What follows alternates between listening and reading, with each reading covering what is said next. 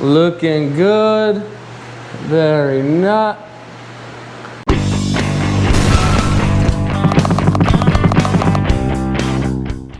What's going on, everyone? Man, take a look at how awesome this looks. We sprayed this just the other day. Beautiful color match. Nice shine, nice gloss. Check out this bumper. Looking good. Very nice. Oh yeah. We had a little bit of a oopsie. Well, out of our control. Check that out. You don't think I could give that back to the customer, right? Yeah, I could tell them it's a two-tone paint job, right? But I don't think that will fly. So let's talk about what happened. So I was painting this bumper. I was super excited. I got an awesome color match. It was the last job of the day. Everything had went well until this right here. Okay, that right there decided to land in the overspray while I was spraying the other side of the bumper. And boy, I knew this was gonna be a tough one, but not to fear. I had the most amazing tool in the industry right here. So I was feeling pretty confident. I went to go pick it right here. This is just moments before the disaster.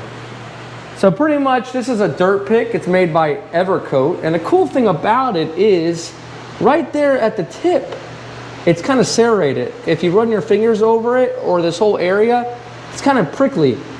And what this does is it actually picks whatever's on the surface of the paint out, so you don't have to dig. They actually say here, pick up the trash without trashing the paint. Guys, these guys are getting clever with their phrases nowadays. So anyways, I managed to remove the guts. I removed the head, I think, and this thing was so dang small. But of course, all four legs still were in the bumper. I swear it looked like 10 once I were all cut up. At that point, it's a moment of no return. There's nothing you could do. I didn't even take a picture of it. I was so frustrated. So I just wiped it with a little bit of reducer, and then I finished it up. I'll show you guys. I just finished the coat of clear that I was spraying because I'm going to use that now as my primer. I'm going to sand this nice and flat, and we're going to go ahead and we're just going to respray it. So let's get this car out of here. Let's do a little quick respray.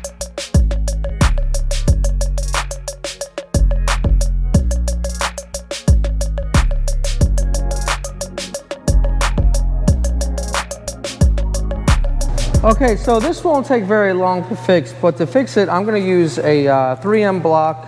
It's a flat block. It's got a little bit of a flex to it, and 600. I like 600 because it's kind of in between. It's still going to cut, but it's not going to leave a very harsh scratch that I can't really put base right over. Now, this is clear coat over this finish, and I said, let me go ahead and finish it with clear. That way I don't have to go back and reprime it. I'll use my clear to act as the actual primer. So all I want to do is just flatten this out. Now I can't just paint this area. I'm gonna have to reblend and rescuff the whole entire bumper. That's just the way it goes, you know. If I were to paint this area only, it's not according to proper procedure, and you just can't cut paint off here. That's not the place to do it. So 600 here, we're going to go ahead and just scuff it enough so that it is flat. It's not going to take much time and effort. It'll be more effort to actually scuff the whole rest of the bumper. Okay, so there you have it. It's all nice and flat, and I don't have to worry about when I go to spray it that it's going to shrivel up or any of that around these rings, because it's protected by that top layer of clear that you really can't really see, but it is there. You're just gonna have to take my word for it. But so now we're gonna go ahead and scuff the whole entire bumper, and for that we're just gonna use an 800 grit. We're gonna be careful of our edges because I just want to put my base in this area and then essentially re-clear the rest of the bumper. So I'll flatten it out here just with 600, and then I'll hit it up with the DA, the rest of the bumper, and get this back in the booth.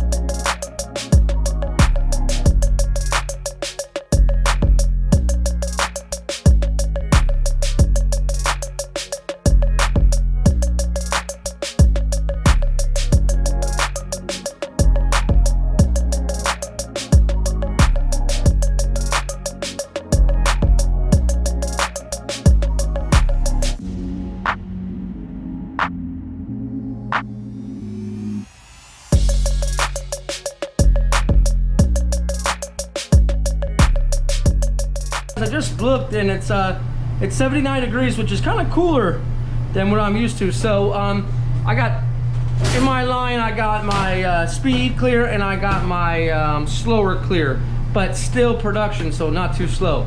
So usually I go full slow. I'm gonna use about a quarter of this just to kind of give it a little kick so I don't run it.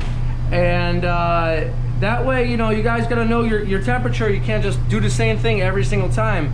You have to adapt to what your environment is, and always check your temperature so you know kind of what, give or take, what to put in. So gonna go with about a quarter of this.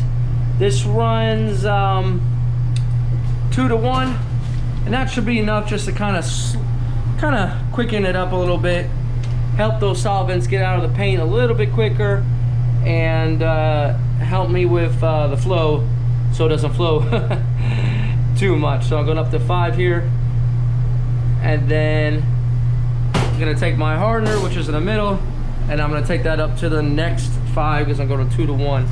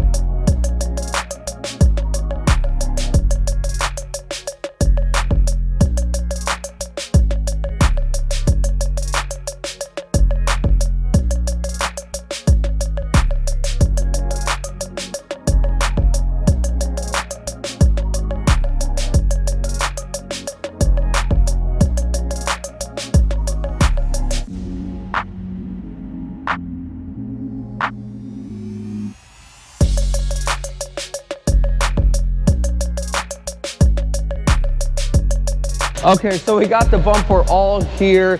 I'm gonna go ahead and finish off this video by just putting it on and you guys haven't taken a look.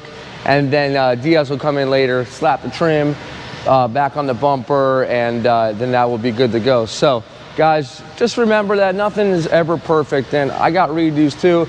I look forward to showing you those. I'm gonna leave you with this quote.